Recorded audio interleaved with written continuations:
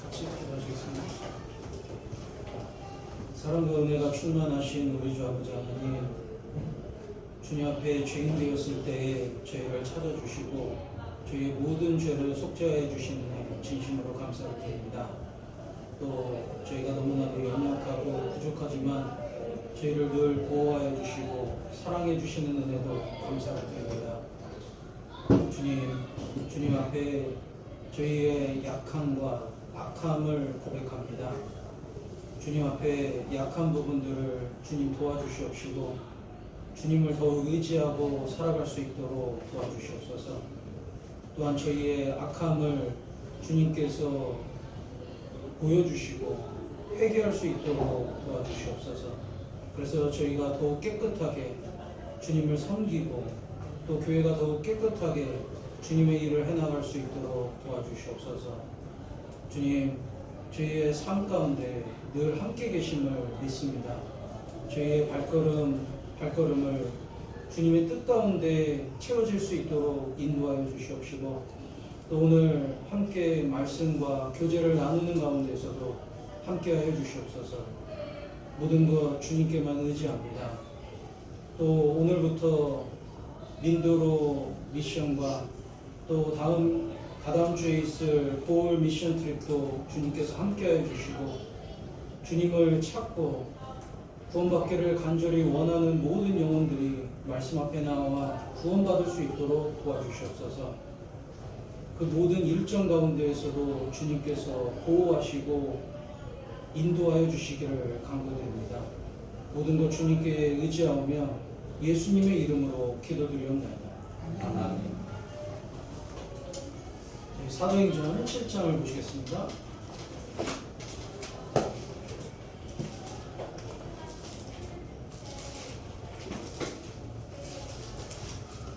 사도행전 7장 37절 38절입니다. 사도행전 7장 37절 38절 말씀 제가 읽겠습니다. 이스라엘 자손을 대하여 하나님이 너희 형제 가운데서 나와 같은 선지자를 세우리라 하던 자가 곧 이 모세라. 38절 같이 읽겠습니다. 시내산에서 말하던 그 천사와 및 우리 조상들과 함께 광야 교회에 있었고 또 생명의 돌을 받아 우리에게 주던 자가 이 사람이라. 여기 이 두 구절에 성경에서 말하는 가장 중요한 두 가지 주제가 나오고 있습니다. 성경에서 말하고자 하는 가장 중요한 주제는 예수님이죠. 그리고 두 번째로 중요한 주제는 교회입니다. 그래서 여기 37절에 보시면 이스라엘 자손을 대하여 하나님이 너희 형제 가운데서 나와 같은 이 나라고 얘기하는 게 모세죠. 그래서 모세의 역할은 이스라엘 민족이 이집트에서 종살이 430년을 하고 있었는데 모세를 통해서 이스라엘 민족이 출애굽하잖아요. 건짐을 받잖아요. 근데 이 나와 같은 선지자를 세우리라 하셨습니다. 영어로는 이 선지자가 대문자로 돼 있어요. A prophet like me. 그러니까 영어에서 prophet 그냥 문장 중간에 나오는데 대문자로 하는 거는 하나님을 가리키는 거거든요. 예수님을 가리키는 겁니다. 그래서 prophet, prophet 여기서 P가 체크해 보시면은 대문자예요. 예수님을 나타내는 단어로 쓰였기 때문에 대문자입니다. 그래서 예수님도 이 땅에 선지자로 오셨죠. 선지자라는 뜻은 말씀을 전해주는 자입니다. 먼저 알았고 그 말씀을 전해주는 자를 선지자라고 얘기하는 거예요.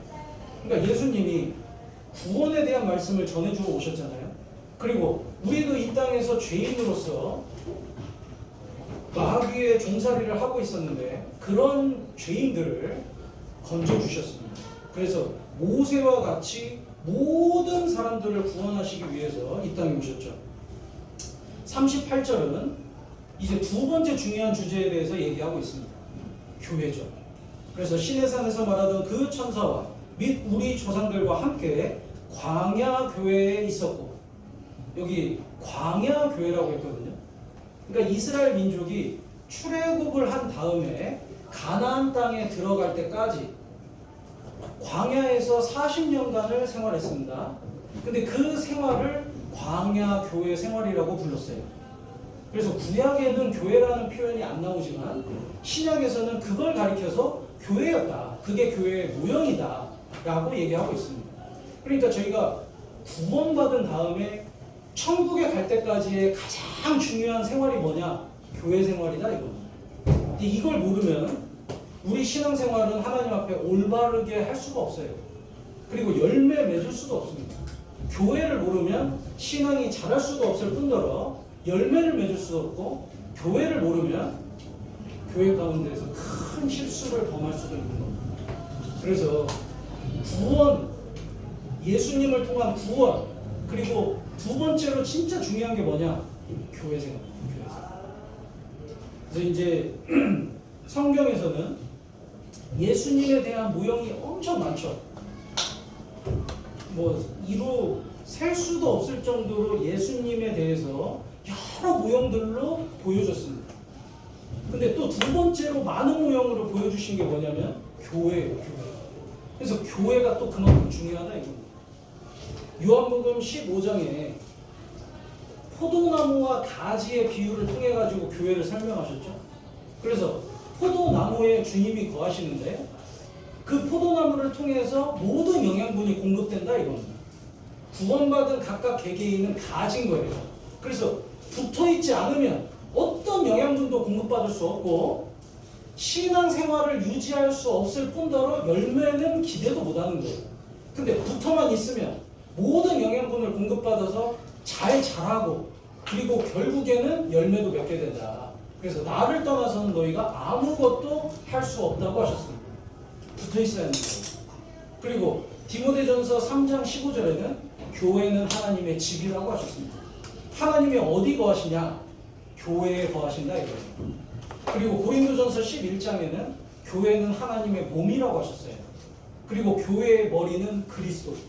그래서 머리가 명령하면 몸은 순종하잖아요.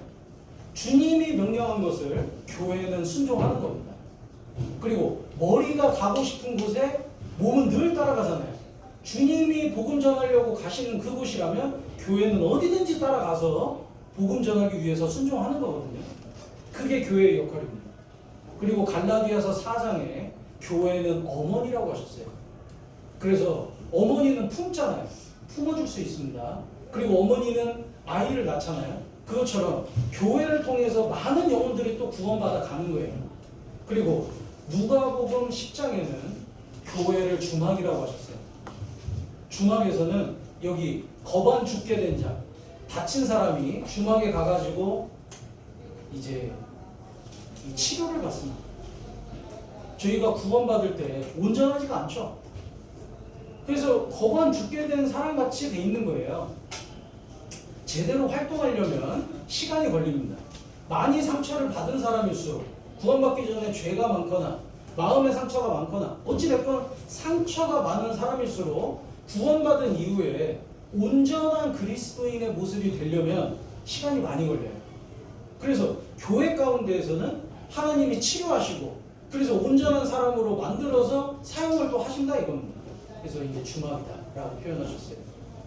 그래서 이 교회에 대한 모형이 많은데 이거 말고도 많거든요. 근데 이 교회가 그만큼 중요하다 이거거든요. 근데 그 중에 하나가 광야 교회입니다. 광야 교회. 그래서 출애굽하고 가나안 땅 들어갈 때까지의 이스라엘 민족의 생활을 보면 우리가 교회가 무엇인지를 알 수가 있고 교회 생활을 어떻게 해야 하는지를 알 수가 있는 거예요. 그게 이제 아주 중요하다 이겁니다. 자, 첫 번째로 교회는 누가 교회의 무리가 될 수 있냐? 출애굽기 고린도전서 5장을 보시겠습니다. 고린도전서 5장. 칠판을 못 쓰니까 고린도전서 5장. 이제 누가 광야에서 출애굽을 해가지고 광야에서 광야 교회를 이루었냐 보면은 먼저 6월절에 양의 피를 경험한 사람들이 광야 교회의 일원이 될 수 있었던 거예요. 그렇잖아요. 이스라엘 민족이 이집트에 있을 때 종살이를 했습니다. 그래서 이집트는 세상의 모습이고 이집트의 왕 파라오는 마귀의 모형인 거예요. 그리고 이스라엘 민족이 종살이 했다는 것은 구원받기 전에는 저희가 마귀의 종된 자로서 이 세상을 살아가고 있다 이겁니다. 근데 하나님께서 모세를 보내셨잖아요. 내놔라. 파라오는 못 내놓겠다. 그래서 10가지 재앙을 보냅니다. 10가지 재앙 가운데 맨 마지막 재앙이 다 아시는 것처럼 장자 죽는 재앙이었잖아요. 피할 수 있는 유일한 방법은 양을 잡아서 그 피를 문방 좌우 설주에 바르면 하나님이 넘어가신다고 하셨어요. 그걸 패스 오버라고 했잖아요. 6월절. 그래서 6월절입니다. 자, 이제 중요한 게 하나님께서 내가 피를 볼 때에 넘어가리라 그러셨는데 왜 피를 볼 때에 넘어가셨냐? 장자가 죽어야 하는데 양이 대신 죽었잖아요. 그러니까 장자가 죽을 자리에 이미 양이 대신 죽어서 피를 흘렸으니까 또 심판하지 않겠다 이 말이거든요.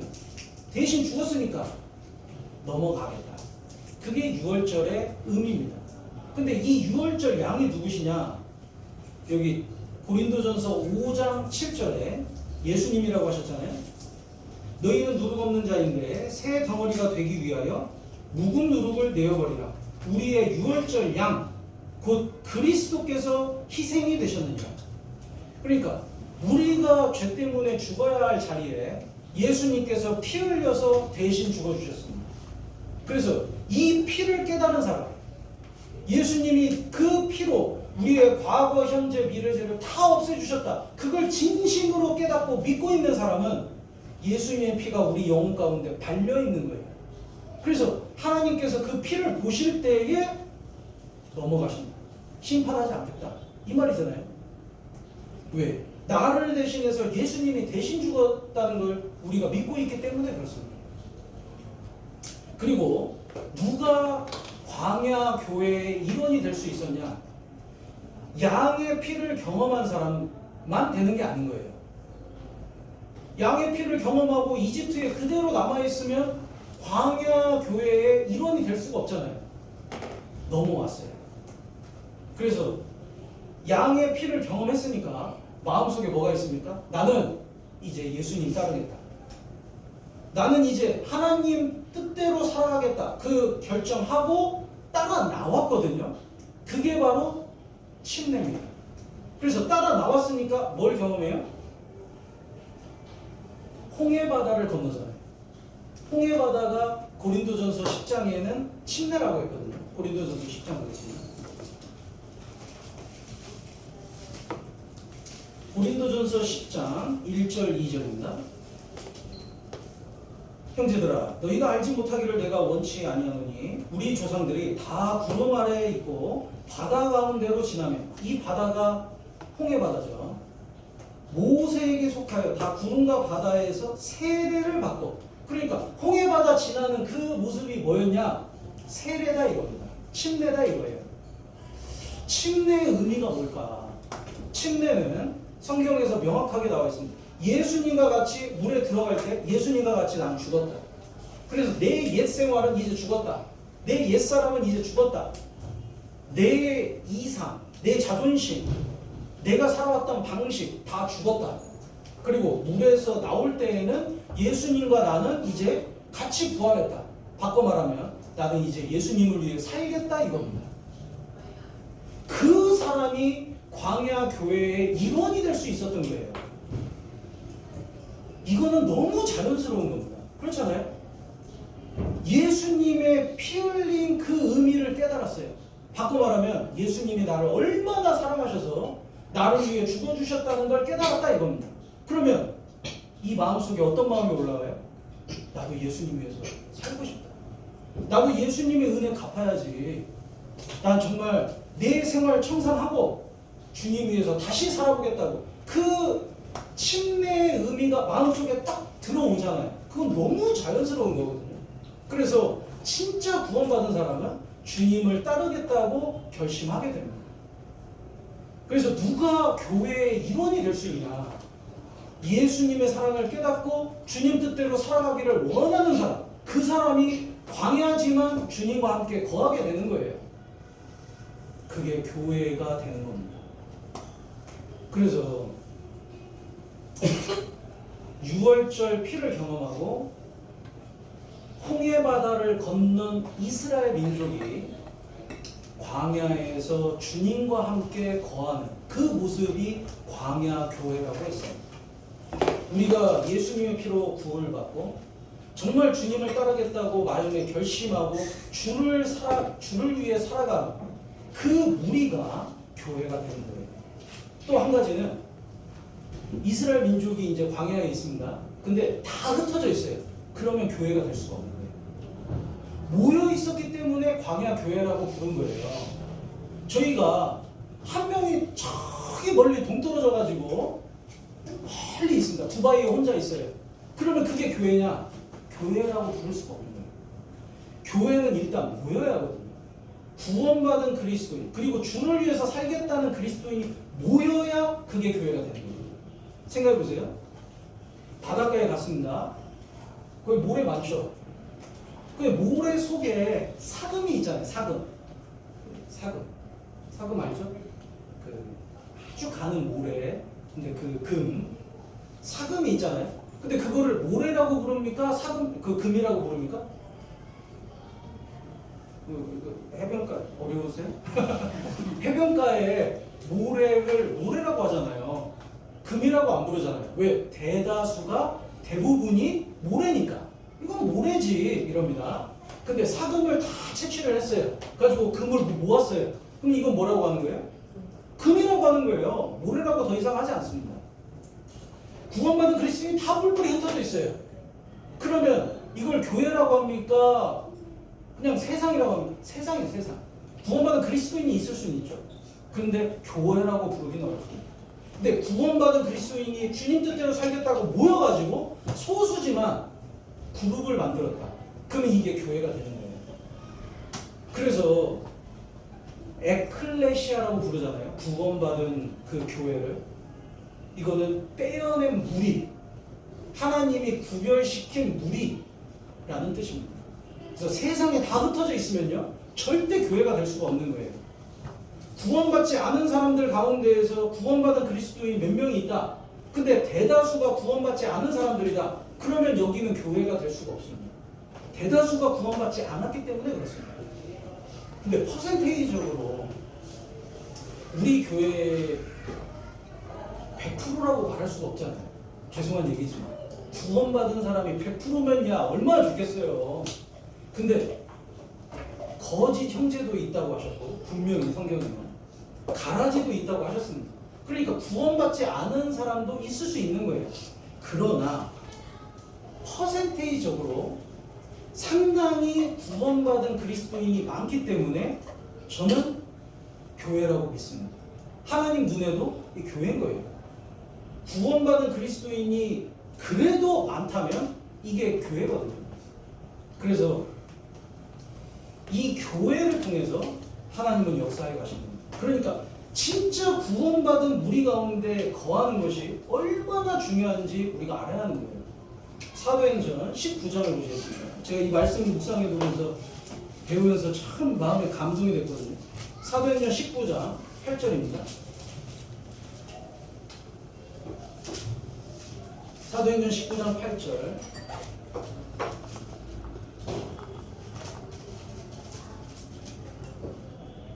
바울이 회당에 들어가 석 달 동안을 담대히 하나님 나라에 대하여 강론하며 권면하되.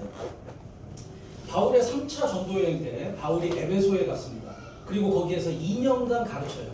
2년간 복음을 전합니다. 첫 번째 석 달 동안 전할 때 사람들 마음이 얼마나 강팍한지요. 구원을 못 받는 거예요. 그래서 9절에 어떤 사람들은 마음이 굳어 순종치 않고 무리 앞에서 이 돌을 비방하거나. 근데 몇 명은 구원을 받습니다. 그래서 바울이 어떻게 하냐면 보세요. 그 다음 보세요. 바울이 그들을 떠나 제자들을 따로 세우고 두람노 서원에서 날마다 강론하여 이같이 2해 동안 2년이죠. 2해 동안을 하며 이사야에 사는 자는 유대인이나 헬라인이나 다 주의 말씀을 듣더라. 자, 이 그들을 영어로 보시면은 before the multitude라고 되어 있습니다. 대부분의 사람들이 구원을 안 받은 거예요. 그죠? 근데 그 중에 아주 몇 명은 극소수는 구원을 받았습니다. 그러니까 바울이 어떻게 해요? 극소수를 빼내잖아요.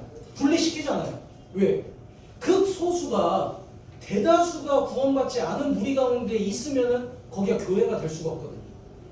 그러니까 소수여도 거기를 빼내서 따로 그룹을 만든 그 무리를 통해서 하나님이 역사를 하셨다 이겁니다. 그게 바로 교회잖아요.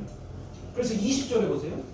20절에 이와 같이 주의 말씀이 힘이 있어 흥황하여 세력을 얻으며 많은 사람들이 2년간 구원을 받습니다. 그래서 에베소 교회가 세워지는 거예요. 그러니까요, 우리는 많은 사람을 따라가는 게 아닙니다. 사람이 아무리 많아도 정말로 구원을 받았냐, 그리고 정말 중요한 게 전도자가 구원을 받았냐 안 받았냐가 진짜 중요한 거예요. 왜? 하나님은 말씀이시잖아요. 그러니까 하나님이 어떻게 역사하시냐면 교회를 통해서 역사하시는데 말씀으로 역사하신다 이거예요. 그러니까 교회는 말씀으로 이루어진 집이거든요. 그러니까 이 하나님이 말씀으로 역사하시는 하나님의 말씀을 누가 공급해 주냐? 전도인이잖아요. 근데 전도인이 구원을 안 받았어요. 그러면 말씀이 제대로 공급이 되겠냐 이거예요. 그러니까 교회에서 정말 중요한 거는 교회 구성원의 대다수가 일단 구원을 받아야 하고, 그리고 대다수가 주님을 따르겠다고 마음에 결단이 서 있어야 하고, 그리고 모여 있어야 합니다. 그리고 중요한 게 전도인이 또 구원을 받아야 하는 거거든요. 아니면 교회가 될 수가 없습니다. 그래서 이 구원받은 무리 교회 가운데 내가 거하냐 안 거하냐 이거에 따라서 내 신앙이 자랄 수 있느냐, 열매를 맺을 수 있느냐 없느냐가 결정이 되는 거예요. 하나님이 진짜 어디 계실까?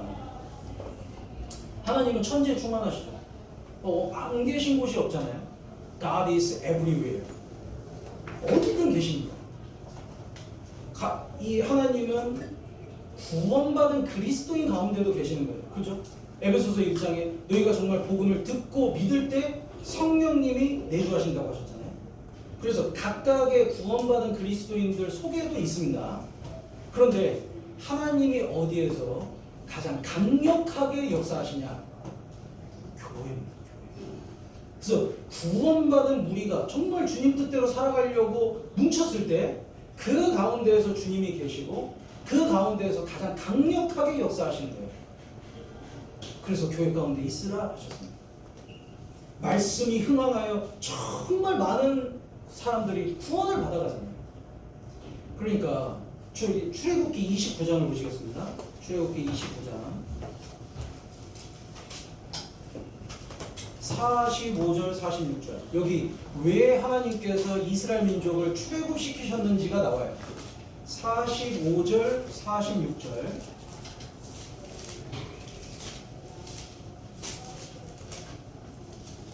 내가 이스라엘 자손 중에 거하여 그들의 하나님이 되리니 그들은 내가 그들의 하나님 여호와로서 그들 중에 거하려고 그들을 애굽 땅에서 인도하여 낸 줄을 알리라.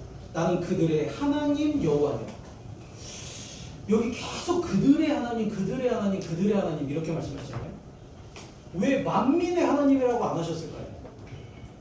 이스라엘 민족 외에는 하나님이 나는 그들의 하나님이라고 얘기하신 적이 없어요. 이스라엘 민족을 출애굽시킨 다음에 나는 이스라엘의 하나님이다. 바꿔 말하면 이스라엘이 내 백성이고 내 자녀다. 요즘 뭐 교회는 많잖아요. 교회 다니는 사람도 많잖아요. 하나님을 믿는다고 하는 사람도 많잖아요. 근데 중요한 거는 하나님이 그들을 하나님의 자녀로 여기시냐 아니냐, 하나님이 그들의 하나님이냐 아니냐, 이게 중요하잖아요. 내 자신에게도 하나님이 나를 정말 하나님의 자녀로서 여겨주시냐, 나도 점검해 봐야 하잖아요. 하나님이 나의 하나님이냐, 하나님이 우리의 하나님이냐, 이게 중요하잖아요. 성경을 통해서 정말 구원받지 않으면 하나님이 내 하나님이 될 수가 없습니다. 내가 하나님 자녀가 된 적이 없는 거예요. 하나님은 절대로 난 너의 하나님이라고 부르시지 않습니다. 오로지 양의 피를 경험해서 구별된 무리, 예수 그리스도를 통해서 구원받은 무리만 하나님이 나는 그들의 하나님이라고 하신 거거든요. 그리고 내가 거기 거하기 위해서 그들을 출애굽시켰다. 그래서 교회 가운데 하나님이 거하시는 거예요. 교회를 통해서 하나님이 역사하시는 거예요. 그래서 고린도후서 6장에서는 어떻게 같이 이 섞여서 살 수가 있겠느냐. 구원받지 않은 사람과 구원받은 사람이 같이 섞여서 지낼 수가 없다는 거예요. 고린도후서 6장을 보시겠습니다. 여기 너무 명확하게 나와 있죠? 고린도후서 6장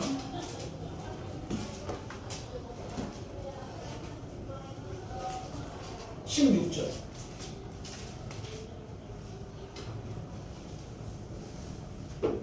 이 같은 말씀을 인용하고 있는 겁니다. 16절에 하나님의 성전과 우상이 어찌 일치가 되리요? 우리는 살아계신 하나님의 성전이라. 이와 같이 하나님께서 가라사대 내가 저희 가운데 거하며 두루 행하여 나는 저희 하나님이 되고 저희는 나의 백성이 되리라 하셨느니라. 모든 사람의 하나님이 아니고 나는 저희의 하나님, 구원받은 사람들의 하나님이 되고 구원받은 사람들이 하나님의 백성이 되는 거예요. 그래서 17절에 그러므로 주께서 말씀하시기를 너희는 저희 중에서 나와서 따로 있고, 이 저희가 누굽니까? 구원받지 않은 사람들이잖아요. 나와서 따로 있고 부정한 것을 만지지 말라.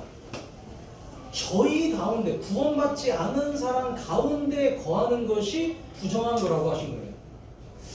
이 레위기서에 보면 이스라엘 민족의 이스라엘 민족에게 주신 하나님의 율법 중에 죽은 시체를 만지면 부정하게 된다는 법이 있습니다. 이게 뭐예요? 구원받지 않은 사람은 영적으로 죽은 사람이거든요. 그러니까 구원받은 사람은 살아난 사람인데, 하나님의 백성이고 하나님의 자녀인데, 구원받지 않은 사람들과 계속 같이 지내요. 같이 놀고 같이 지내고. 그렇다면 하나님 보실 때는 이게 부정한 게 되는 거예요. 그래서 구원받은 그리스도인과 같이 지내면서 주님의 일을 같이 하는 거거든요. 모여요. 그래서 14절에 보시면은 너희는 믿지 않는 자와 멍에를 같이 하지 말라. 의와 불법이 어찌 함께하며 빛과 어둠이 어찌 사귀며 그리스도와 벨리알은 사탄입니다. 어찌 조화되며 믿는 자와 믿지 않는 자가 어찌 상관하며. 이 섞일 수가 없다는 거예요. 물과 기름은 섞일 수가 없잖아요. 구원받은 그리스도인과 구원받지 않은 그리스도인이 교제가 될까요, 안 될까요? 될까요, 안 될까요? 같이 밥 먹으러 갈 수는 있어요. 같이 찬양을 부를 수도 있습니다. 같이 성경을 배울 수도 있을 거예요.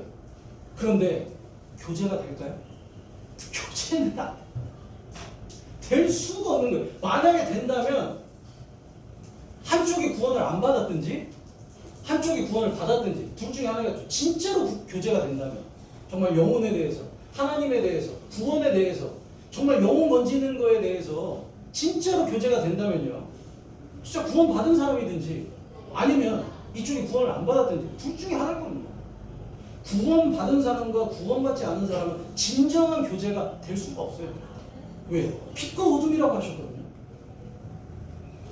살아난 자와 아직 살아나지 않은 사람이 어떻게 교제를 할 수 있냐 이거예요. 그건 있을 수가 없는 일입니다. 그래서 성경에서는요, 구원받은 그리스도인은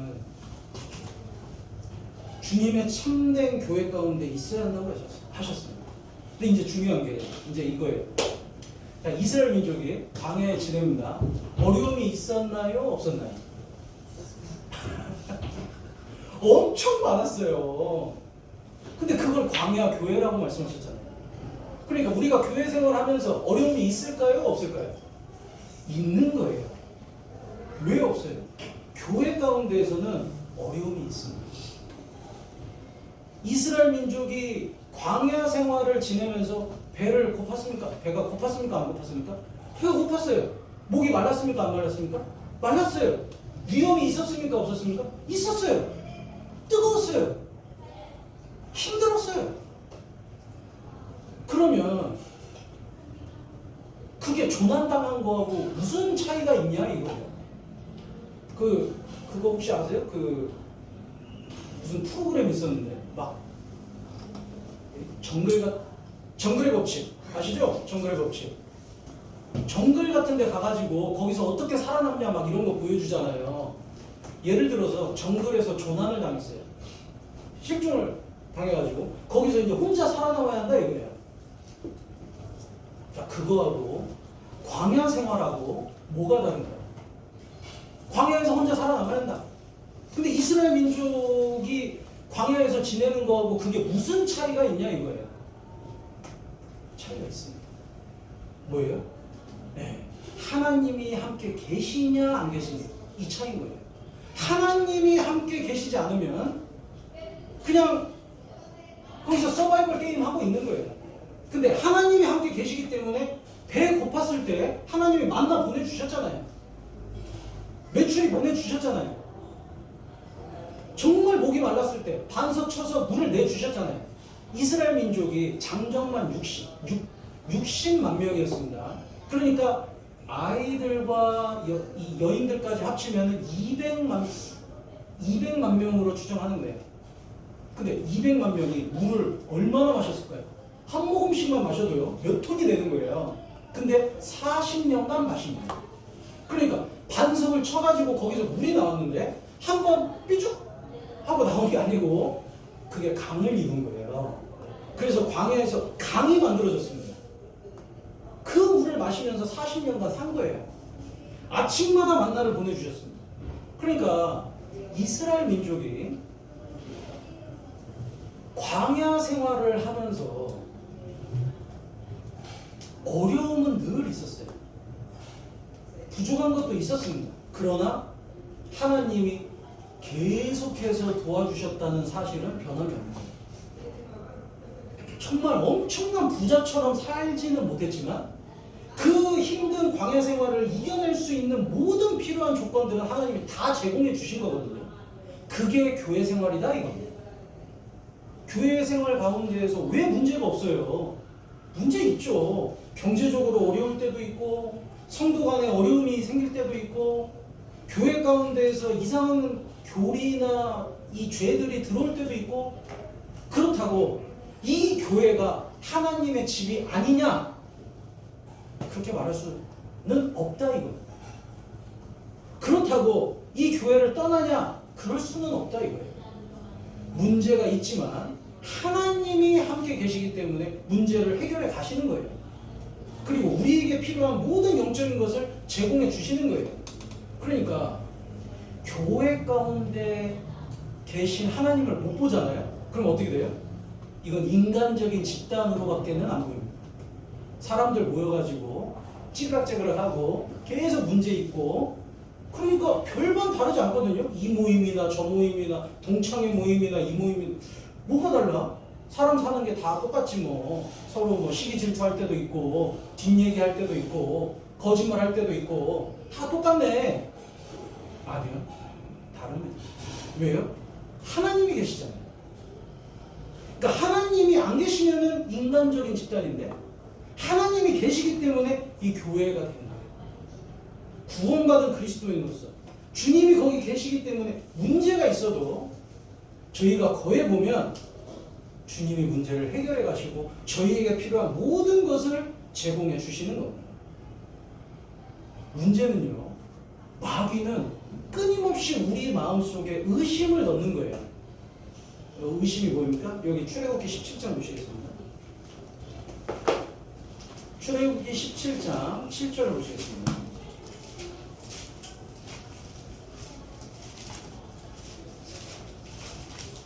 출애굽기 17장 7절.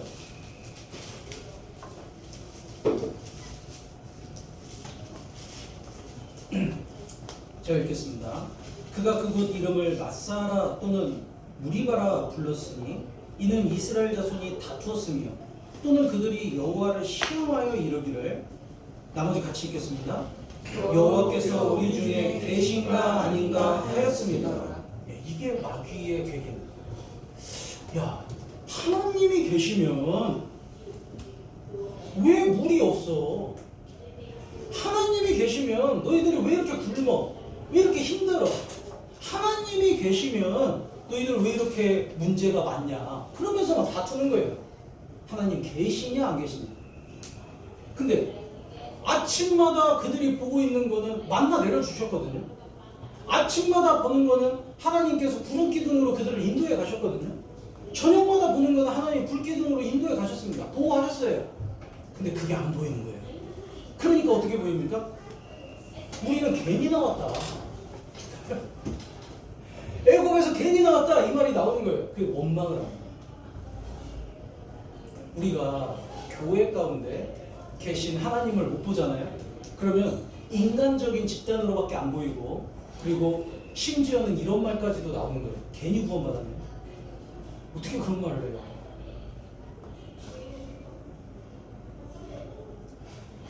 하나님이 계시면요, 시간이 걸려서 이 시간 동안에 교육할 것도 다 하고, 또 정말 주님이 해결해야 할 때가 오면은 문제도 해결해 주시거든요.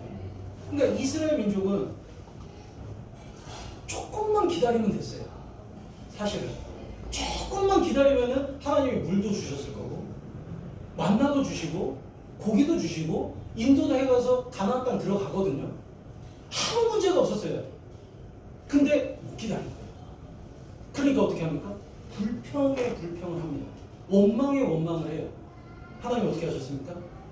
불뱀을 보내서 물잖아요. 얼마나 안타까워요. 신명기 8장을 보시겠습니다. 신명기 8장 4절입니다. 신명기 8장 4절.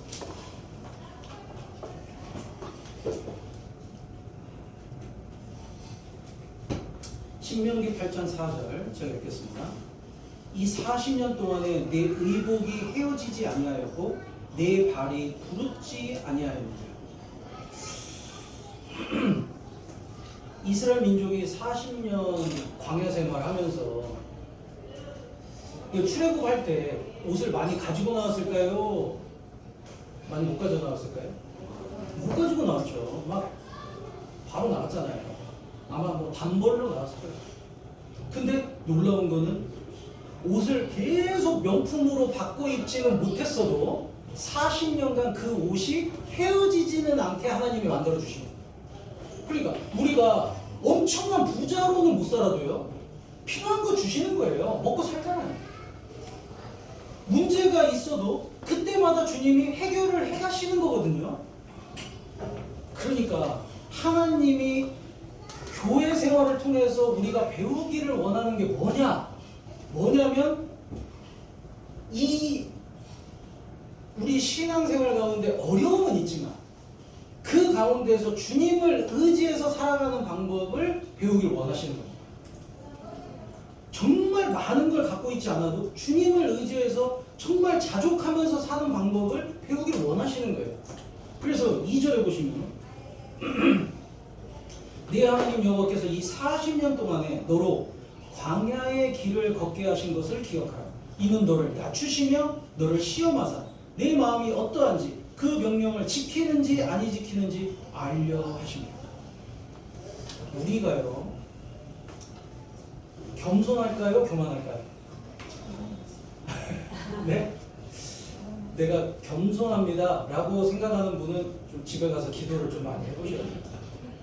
우리가 생각하는 것보다 우리는 훨씬 더 교만합니다. 겸손하다고 생각하면서도 또 교만해요. 진짜 교만하거든요. 그래서 하나님이 우리를 낮추시길 원하십니다. 왜? 교만하면 여러 성도들을 문제되게 할 수도 있고 하나님을 의지하지 않습니다. 그래서 정말 하나님 앞에 또 성도 앞에 자기를 낮추게 하기 위해서 많은 어려움들을 주시는 거예요. 그걸 통해서 점점 더 겸손해져야 합니다. 그래서 하나님이 광야 40년을 허락하신 거거든요. 우리의 삶 가운데, 교회 가운데서도 어려움을 허락하신 이유가 뭐냐? 그걸 통해서 저는 하나님 없이는 못 삽니다. 정말 저는 너무나도 교만하고 너무나도 부족합니다. 그래서 자기를 낮추기를 원하셨기 때문에 그 모든 걸 허락하신 거거든요. 그리고 너를 낮추시며 너를 시험하사 네 마음이 어떠한지 그 명령을 지키는지 안 지키는지 알려 하십니다. 때로는 우리를 시험하십니다. 어떤 분은요, 실제로 있습니다. 한국에서 이제 제가 경험한 분인데 교구에서 임원을 맡았어요. 맡으니까 진짜 열심히 해요. 막 열심히 합니다. 근데 그 다음에 사정상 이제 임원을 바꿨습니다. 임원을 안 하게 되니까요, 아무 일도 안 해요. 그리고 오히려 딴지? 딴지라는 표현 아시죠? 딴지를 알아서들 하세요. 저는 뭐 임원도 아닌데요, 뭐. 이건 뭐예요? 지금 이거는 주님을 위해서 일한 게 아니라는 걸 자기가 자기 입으로 얘기하고 있는 거예요. 그렇잖아요. 주님을 위해서 일을 했다면 임원이든 아니든 상관이 없잖아요. 임원이 아니어도 주님을 위한 일이라면 얼마든지 같이 돕고 같이 기도하고 같이 희생할 수 있는데 임원이 아니면 안 하고 임원이면 하고 이건 뭡니까? 자기를 보여주려고 하는 거예요. 자기를 위한 신앙생활입니다. 하나님이 시험하시거든요. 정말로 고난을 받든 안 받든 주님의 명령을 순종하는지 안 하는지 주를 따르는지 안 따르는지 그거 보고 싶어 하시는 거예요. 우리가 교회를 나올 때 사람에게 보이기 위해서 나오는 게 아니잖아요. 사람을 위해서 나오는 게 아니잖아요. 주님을 위해서 나옵니다. 우리가 11조들 헌금을 드릴 때 누군가에게 보이기 위해서 드리는 게 아니잖아요. 주님을 위해 드리는 거예요. 우리가 어떤 희생을 하더라도 나의 다른 사람에게 나 이런 희생했습니다 라고 보여주기 위해서 하는 게 아니잖아요. 주님을 위해서 하는 거기 때문에 남들이 인정을 하든 안 하든 묵묵히 그 길을 가는 겁니다. 인정을 해줘도 별로 기쁜 거 아니에요. 인정을 안 해줘도 별로 영향 없어요. 왜? 주를 위해서 교회에 붙어 있고 주를 위해서 내가 해야 할 부분을 하고 있기 때문에 그런 겁니다. 그러니까 교회 생활 가운데에서 주님이 뭘 배우기를 원하시느냐, 뭘 테스트하시냐. 상황은 계속 바뀌는데 또 사람도 계속 바뀌는데 우리가 그 가운데에서 주님을 위해서 붙어 있느냐, 주님을 위해서 희생을 하느냐, 이걸 보고 싶어 하시는 거거든요. 저희가 그런 신앙이 돼야 하는 거예요.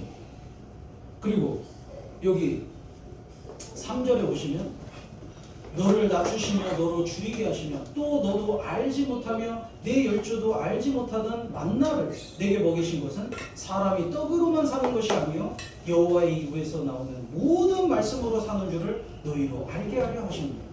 정말 광야 생활 가운데 진짜 중요한 게 뭐였냐? 하나님의 말씀이었던 거예요. 이 만나가 광야 생활에서는 진짜 중요했잖아요. 만나 안 먹으면 이 이스라엘 민족이 행진을 할 때, 그 앞으로 이제 나아갈 때 못 따라갑니다. 그래서 계속 뒤쳐져요. 이 성경에 보면은 하나님이 진 끝을 살랐다고 되어 있거든요. 불살랐다고. 그러니까 이 이스라엘 민족이 진을 이루어서 가잖아요. 근데 진 끝을 불살랐다. 그럼 뭐 말입니까? 누가 진 끝에 있을까요? 불평 있는 사람. 그리고 제대로 안 먹어서 뒤처지는 사람. 거기가 불살라지는 거예요. 교회 가운데에서 누가 결국엔 문제가 되냐? 불평하는 사람. 그리고 말씀을 제대로 공급받지 못하는 사람이 뒤처지다가 결국에는 불살라집니다. 너무 안타깝죠. 그러니까 교회 생활 가운데서 정말 중요하게 여겨야 할 게 뭐냐? 말씀입니다. 말씀. 그래서 말씀 중심으로 계속 들어와야 하는 거예요. 말씀을 공부하고 말씀에 대해서 궁금해하고 말씀을 암송하고 말씀을 읽고 그래서 말씀 중심으로 계속 모여야 하거든요. 그래서 그런 것들을 가르쳐 주시기 위해서 하나님께서 광야 생활 가운데 많은 어려움들을 주셨거든요. 교회 가운데에서도 많은 어려움들이 있는 이유가 뭐냐? 하나님을 의지하게 하기 위해서. 왜? 우리가 교만하니까. 그리고 하나님을 정말 어떤 상황에서든 따르게 하기 위해서, 그리고 말씀 중심으로 뭉치게 하기 위해서 이런 어려움들을 주시는 겁니다. 그래서요, 1절에 보시면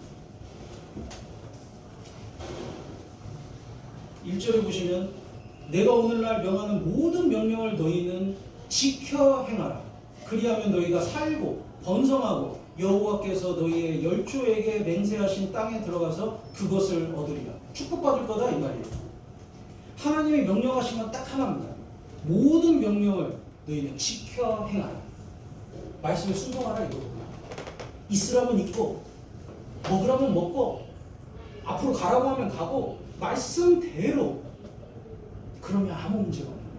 그게 신앙생활의 비결이잖아요. 보세요. 광야 생활이지만 이스라엘 민족이 하나님 말씀에 순종만 하면 광야 생활이 어려운 게 아닙니다. 그러잖아요. 때 되면 먹을 거 주고 물 주고 햇볕 가려주고 따뜻하게 해주고 다 인도해 가시는 거예요. 순종만 하면. 근데 순종하지 않으면 정말 힘든 게 광야 생활이잖아요. 이집트와 이스라엘 땅은 너무 대조적이거든요. 이집트는 나일강이 있습니다. 그러니까 물이 늘 풍족해요. 근데 물이 풍족한 만큼 이제 이 농사를 지으려면 자기가 다 힘으로 그 물을 끌어다가 써야 하는 거예요. 그래서 물은 있는데 이걸 쓰려면요, 자기가 땅 다 팝니다. 관계수로 다 만들어요. 그래서 물을 댑니다. 필요할 때마다 가가지고 이 물이 필요한가 아닌가 체크를 해봐야 돼요. 물 필요하면 문 열고, 또 필요 없으면 닫고, 홍수 날 것 같으면 막 막고, 자기가 다 해야 하거든요. 근데 이스라엘 땅은 물이 내리면, 그러니까 물이 없어요. 그리고 비가 내리면요, 다 흡수됩니다. 그러니까 농사를 지으려면요, 어떻게 하냐?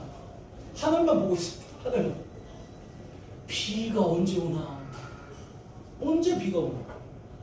그래서 비가 내리면은 촉촉하게 젖어가지고 그나마 식물들이 자라는 겁니다. 비가 안 내리면 다 말라 죽는 거예요. 근데 참 놀라운 건요, 이스라엘 민족이 하나님께 순종만 했다 하면 때에 맞게 하나님이 비든 뭐든 다 내려주신다고 약속하신 거거든요. 그러니까 이집트 땅은 자기가 다 해야 하는 땅, 처음부터 끝까지 자기가 자기 인생을 가꿔야 하는 땅. 근데 이스라엘 땅은 하나님 앞에 순종만 했다 하면은 아무 근심이 없는 땅입니다. 때 되면 비 줘, 때 되면 이슬을 줘, 때 되면 자라게 해줘. 그러니까 뿌려만 놓으면 되거든요. 그게 신앙생활의 비결이죠. 교회 가운데서요, 저희가 말씀 중심으로 순종을 했다 하면요, 하나님이 우리의 길을 인도하시는 것 너무나도 확실하다. 그래서 에레미야 2장에 보면 내가 너희에게 광야가 되었느냐라고 말씀하셨어요. 하나님께서 내가 너희에게 광야가 된 적이 있느냐? 광야는 뭡니까? 물도 없고 먹을 것도 없고 진짜 힘든 곳이잖아요. 근데 하나님이 진짜 너희에게 그런 적이 있었느냐? 이스라엘 민족이 광야에는 살았지만 하나님은 이스라엘 민족에게 광야가 된 적이 없거든요. 뒤돌아보니까 옷도 헤어지지 않았고 신발도 헤어지지 않았고 먹을 게 필요할 때 다 먹여주셨고 뜨거울 때 다 구름 기둥으로 막아주셨던 거를 경험했잖아요. 우리가 교회 가운데에서 진짜 하나님이 계시다면요, 하나님은 광야가 되신 적이 없습니다. 우리가 필요할 때 말씀을 공급해 주셨고, 정말 필요할 때 우리를 인도해 주셨고, 정말 문제가 될 때 문제도 해결해 주시는 거거든요. 하나님이 물어보시는 거예요. 네가 너에게 광야가 된 적이 있더냐? 하나님의 집, 하나님의 교회가 우리 신앙생활 가운데 어떤 걸 공급해 주지 못해가지고 광야가 된 적이 있습니까? 없는 거예요. 하나님이 계시다면 필요에 의해서 다 공급해 주시는 겁니다. 근데 문제는 뭐냐면 못 기다리는 거예요. 못 기다려. 그러니까 진짜 안타깝게 문제가 되는 거예요. 조금만 더 기다리면 주님이 해결해 주실 거 해결하고 공급하실 거 공급해 주셨을 텐데 못 기다리면요 원망이 나고 불안하니까 다른 길을 찾게 됩니다. 그러니까 이스라엘 민족이 여기에서 진짜 하나님이 계시냐 안 계시냐 안 계신 것 같다. 그러면 어떻게 해요? 다른 길을 찾는 거예요. 광야에서 살 수 있는 방법은 하나님밖에 없었거든요. 근데 다른 길을 찾게 됩니다. 너무 안타깝죠. 출애굽기 13장을 보시겠습니다.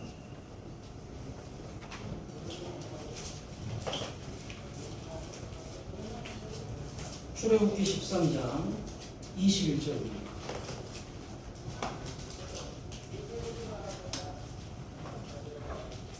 여호와께서 그들 앞에 행하사 낮에는 구름기둥으로 그들의 길을 인도하시고 밤에는 불기둥으로 그들에게 비치사 주야로 진행하게 하시니 이스라엘 민족은 한 번도 하나님을 본 적이 없습니다. 그런데 그들 눈앞에 매일 보인 게 뭐예요? 불기둥, 구름기둥. 그러니까 하나님의 임재를 의심할래야 의심할 수가 없었어요. 근데 의심하잖아요. 구름기둥으로 인도하시고 불기둥으로 계속 인도하시는데 하나님이 계시냐 안 계시냐.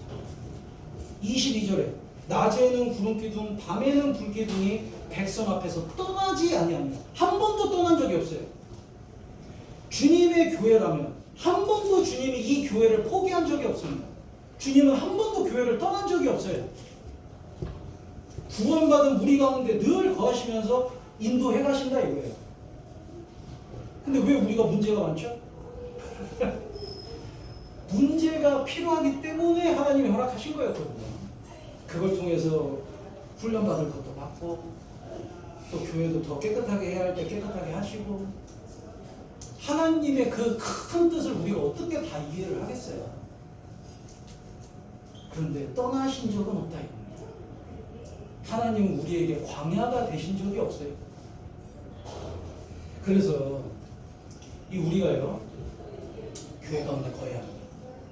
그리고 이 가운데 주님이 계시다는 걸 믿어야 돼요. 그래서 교회의 주인은 누구십니까? 주님이시잖아요. 그죠? 그래서 모세를 뭐라고 했냐면 나의 사원, 내 종이라고 했어요. 그러니까 모세가 이스라엘 민족의 주인이 아니었죠. 이스라엘은 하나님의 백성이었고 모세는 그 하나님의 백성들을 인도하기 위한 종이었을 뿐입니다. 그러니까 교회 가운데 어떤 사람도 전도인도 그리고 그 누구도 교회의 주인이 될 수가 없다 이겁니다. 교회의 주인은 누구예요? 주님. 그래서 누군가가 주인 행세를 하잖아요. 그럼 하나님 어떻게 하실까요? 그 종은 잘라버리면 끝인 거예요. 얼마나 불쌍해요. 종으로서 쓰임받을 수 있었는데 주인이 되려고 하면 어떻게 돼요? 주인은 가만히 있지 않습니다. 요한계시록 1장을 보시겠습니다.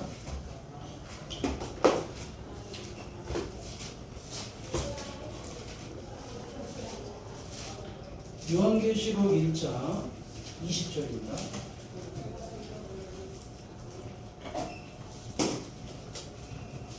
네 본 것은 내 오른손에 7별의 비밀과 7금촛대라. 7별은 7교회의 사자예요. 여기 7별이 있는데 7교회의 사자라고 했습니다. 7촛대는 7교회니라. 그러니까 7촛대 가운데에 주님이 계시는데 7별을 손에 쥐었다고 하셨어요. 여기 16절에 보시면 그 오른손에 7별이 있고 그러니까 주님의 일꾼들을 주님이 손에 딱 쥐고 사용을 해가시는 거거든요. 교회 가운데에서.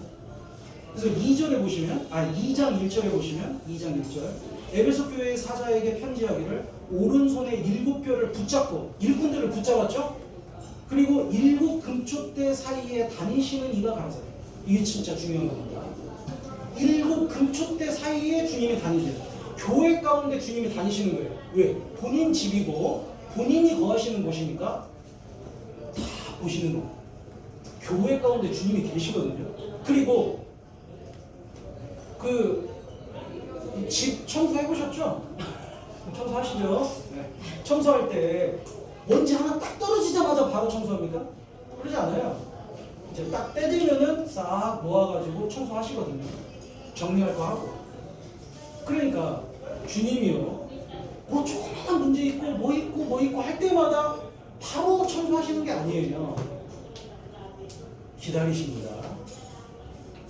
그리고 정말 청소해야 할 때 청소도 하시고 정리해야 할 때 정리도 하시는 거예요.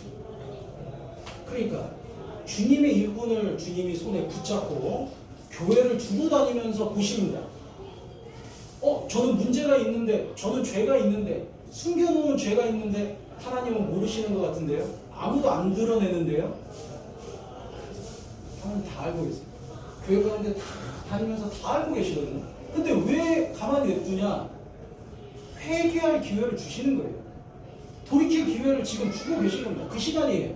근데 끝까지 안 돌이킨다. 그럼 어떻게 해요? 청소하시는 거예요.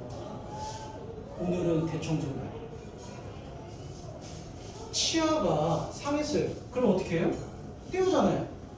긁어내보잖아요. 근데 계속 상해요. 그래서 끝까지 다 상했어요. 그럼 어떻게 합니까? 발치합니다. 제가 뽑아내요. 그래서 교회 가운데에서 주님이 주인으로 계시기 때문에 저희가 그 가운데에서요, 정말 행동과 말과 행동을 조심해야 합니다. 특별히 형제 자매님들에 대해서 말할 때, 전도인에 대해서 말하는 때, 교회에 대해서 말을 할 때 진짜 조심해야 돼요. 그것이 자칫 주님 앞에 선을 넘으면요, 주님이 어떻게 하시겠어요? 주님의 교회인가? 주님이 계시는데요. 주님이 주인이신데 감히 그 앞에서 어떻게 하겠어요? 그러니까 저희가요, 말과 행동을 진짜 조심해야 하는 게 맞습니다. 주님이 안 계신 것처럼 행동하다가요, 선을 딱 넘으면은 주님이 가만히 있지 않으신다. 역대하 보시겠습니다.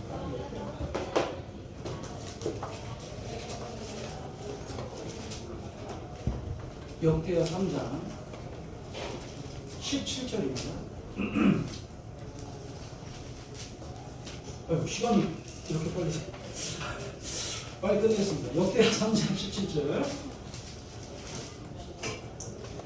이 두 기둥을 외소 앞에 세웠으니 좌편에 하나요, 우편에 하나라. 우편 것은 야긴이라 칭하고 좌편 것은 보아스라 칭하였더라. 여기 저와 같은 성경을 갖고 계시면 밑에 나눠주가 있습니다. 설명이 있죠?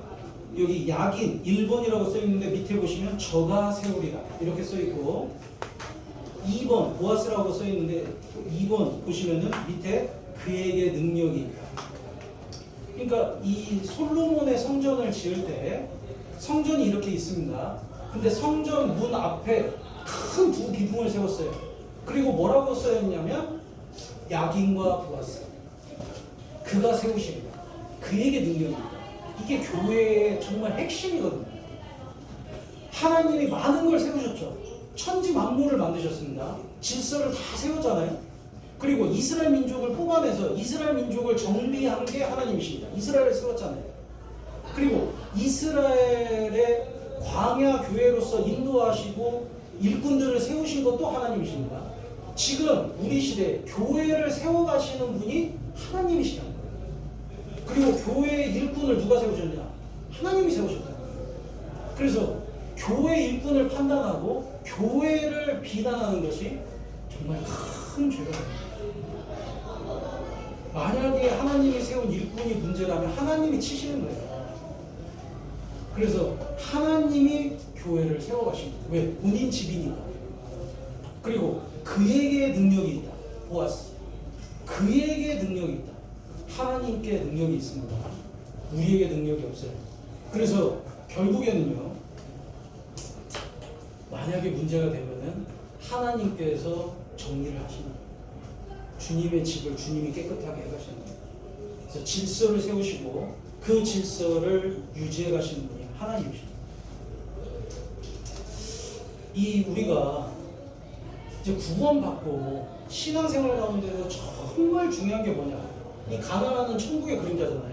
천국 갈 때까지 정말 중요한 게 뭐냐? 이 광야 교회, 이스라엘 민족이 이 광야 교회에서 머물렀던 것처럼 구원받은 다음에 교회 가운데, 진짜 주님의 몸된 참된 교회 가운데 머물러야 해요. 그래서 구원받지 않으면 교회가 될 수가 없고, 정말 주를 따르겠다고 마음을 먹고 구별된 무리가 아니면은 교회가 될 수가 없어요. 저희가 구원받고 정말 이 교회 가운데 거하면서 여러 문제들이 있을 수 있잖아요. 근데 그 문제 가운데에서도 우리가 믿어야 할 건 뭐냐면 주님이 함께 계십니다. 그래서 때가 되면 주님이 해결해 주실 거고, 또 때가 되면 저희에게 필요한 모든 것들을 공급해 주실 거라는 걸 우리가 믿을 수 있습니다. 주님은 우리에게 광야가 되신 적이 없어요. 우리가 광야 같은 이 세상을 살아가고는 있지만 주님은 광야가 되신 적이 없거든요. 필요할 때 말씀을 공급해 주시고 인도해 가시고 보호해 주시는 겁니다. 그리고 질서도 세워주시는 거예요. 그래서 저희가요, 주님 앞에 설 때까지 이 교회 생활을 잘 할 수 있으면 좋겠습니다. 그래야겠죠? 네, 같이 기도하겠습니다. 사랑 가운데가 충만하신 우리 주 아버지 하나님, 저희를 구원하여 주셔서 감사드립니다. 또 주님의 몸된 교회 가운데 거할 수 있게 하여 주심으로 감사드립니다. 주님, 저희를 더욱 보호하여 주시고 또 인도하여 주시옵소서. 저희에게 한 번도 광야가 되신 적이 없으신 주님, 저희가 더욱 주님을 의지하고 또 주님의 인도하심을 받기를 원합니다. 주님, 저희를 늘 보호하여 주시고 도와주시옵소서. 이 모든 기도 우리 주 예수 그리스도 이름으로 감사하며 기도드리옵나이다. 아멘. 은혜 찬송 124장 내리 있는 향유 각 하시겠습니다. 은혜 찬송 124장 내리 있는 향유 각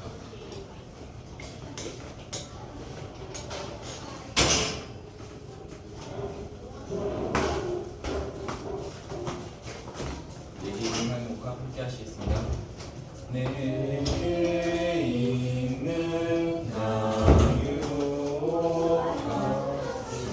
주께 가져와 그 발 위에 입 맞추고 깨뜨립니다. 나를 위해 험한 산길 오르신 예수,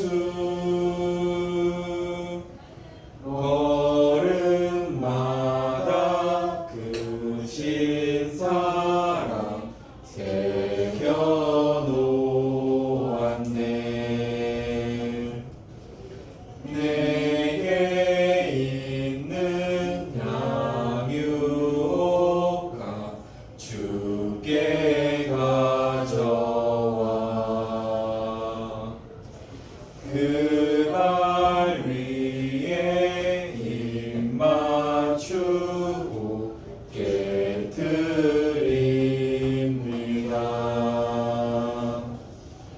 나를 위해 십자가에 오르신 그 발,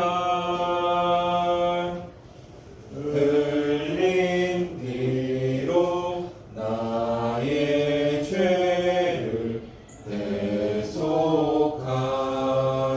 대속하셨네. 내게 있는 향유가 주께 가져와 그 발 위에 입 맞추고 깨뜨립니다.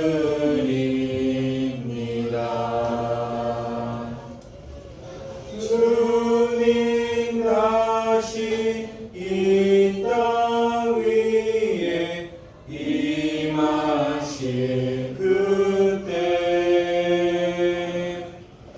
주의 크신 사랑으로 날 받아주